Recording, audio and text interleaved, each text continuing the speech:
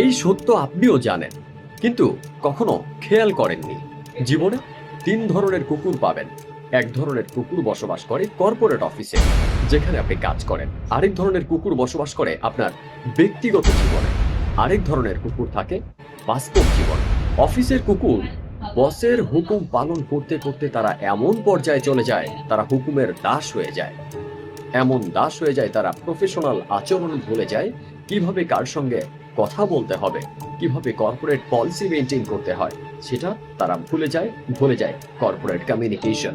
আর ব্যক্তিগত জীবনের কুকুর আপনার সম্পদ, টাকা পয়সা, আপনাকে ভাঙিয়ে নানাবিধ সুবিধা নেয়ার জন্য জিহ্বাটা বের করে রাখবে। আর আরেক ধরনের কুকুর যেটা বাস্তব জীবনের, সেটা তো আপনার আমার চারপাশেই ঘুরে বেড়ায়। যে কুকুরদেরকে আমরা পালি ভালোবেসে, সেই কুকুররাই কিন্তু মানুষের চেয়ে সবচেয়ে বেশি বিশ্বস্ত, সবচেয়ে কাছের।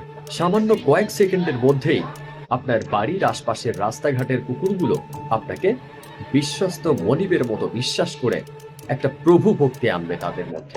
এবং তারা আসলেই প্রভু ভক্ত, যে কারণে আমরা মানুষের চেয়ে রাস্তার কুকুরকে বেশি ভালোবাসি। কি আপনিও জানতেন, কিন্তু কখনো খেয়াল করেননি এভাবে?